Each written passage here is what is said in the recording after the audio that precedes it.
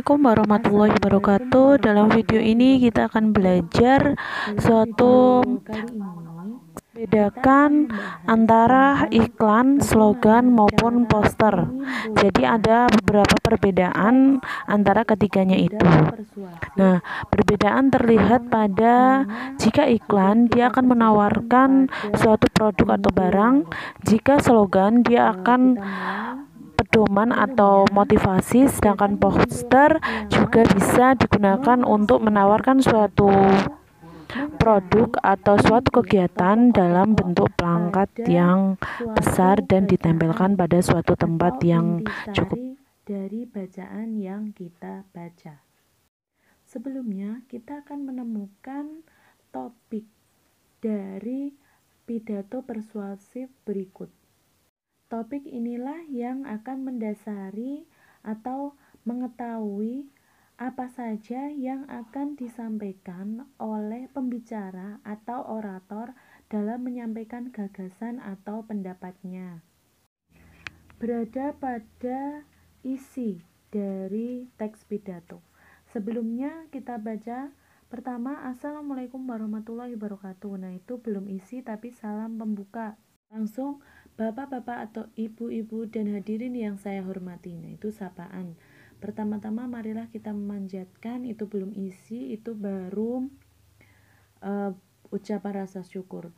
Nah, selanjutnya paragraf kedua.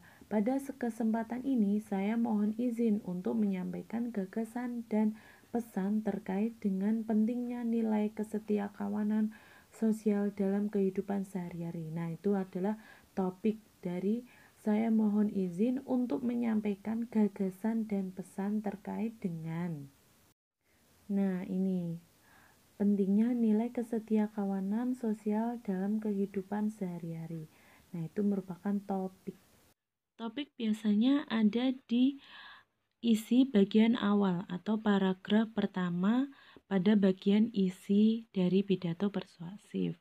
Selanjutnya kita akan mencari inti atau pokok-pokok lainnya. Gagasan atau pendapat adalah dari pembicara menyampaikan suatu gagasan atau argumennya, pendapatnya, tapi harus sesuai dengan kenyataan atau sudah melalui wawancara atau bisa percobaan.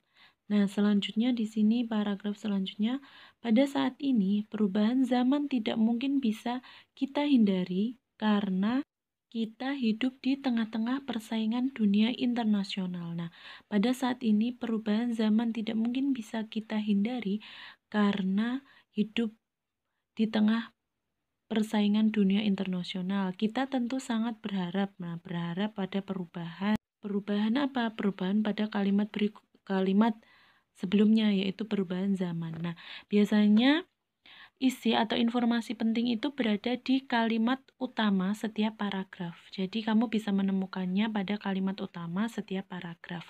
Nah, di sini kalimat utamanya ada di kalimat pertama. Kita tulis perubahan zaman tidak mungkin bisa kita hindari karena kita hidup di tengah-tengah persaingan dunia internasional. Nah, itu informasi yang selanjutnya. Kita temukan lagi di paragraf selanjutnya.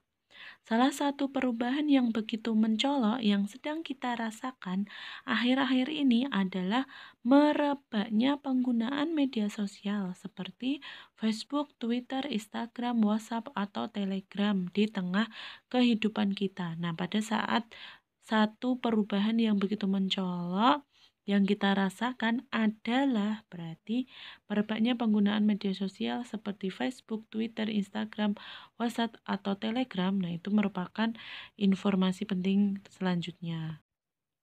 Selanjutnya, merebaknya penggunaan berbagai aplikasi media sosial tersebut dari yang tadi sudah menjadi bagian dari perkembangan zaman yang begitu pesat. Banyak mengatakan bahwa media sosial itu seperti pisau bermata dua. Jika kita tidak berhati-hati dalam penggunaannya, bisa melukai diri sendiri. Nah, ini meskipun di sini ada banyak ahli mengatakan, tapi dia bukan gagasan dari pembicara, tapi dia mengutip dari orang lain. berarti tidak dituliskan. Dengan kata lain, banyak sekali manfaat yang bisa kita dapatkan melalui media sosial, tetapi tidak sedikit juga dampak negatif yang ditimbulkan dalam situasi ini. Dalam situasi seperti itu, kita harus lebih bijak dan hati-hati agar media sosial tidak membuat nilai pergaulan sosial kita di tengah kehidupan nyata terancam.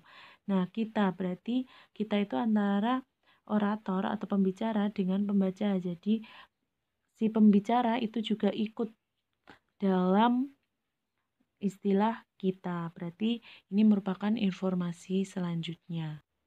Nah, untuk ulangi lagi, kita harus lebih bijak dan hati-hati agar media sosial tidak membuat nilai pergaulan sosial kita di tengah kehidupan nyata terancam. Selanjutnya, hal yang perlu kita garis bawahi adalah, ini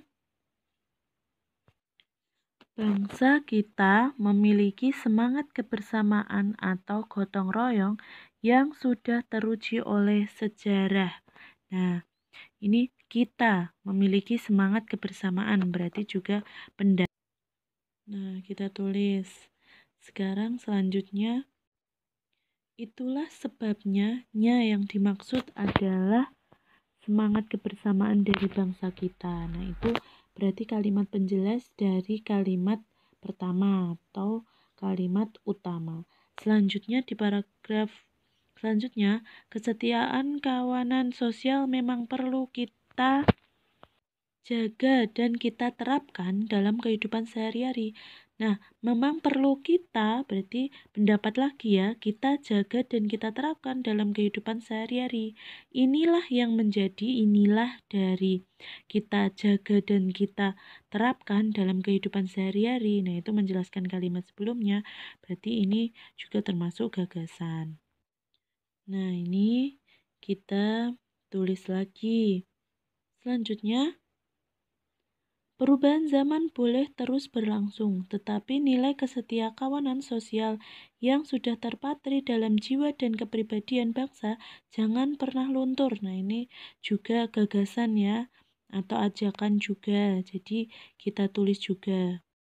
Saya baca, perubahan zaman boleh terus berlangsung, tetapi nilai kesetiakawanan sosial yang sudah terpatri dalam jiwa dan kepribadian bangsa jangan pernah luntur. Nah, dalam satu paragraf boleh terdapat lebih dari satu informasi penting yang disampaikan.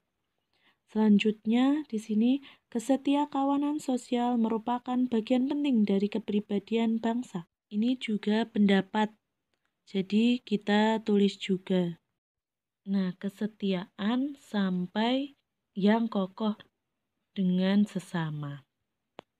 Selanjutnya, marilah kita jaga dan kita rawat bersama. Marilah merupakan kata ajakan. Berarti ini juga merupakan poin penting dalam pidato persuasif. Jadi kita tulis juga karena ini merupakan pesan atau ajakan. Kita tulis juga. Nah, selanjutnya paragraf selanjutnya, demikian beberapa pendapat dan pesan yang bisa saya sampaikan. Berarti ini sudah penutup.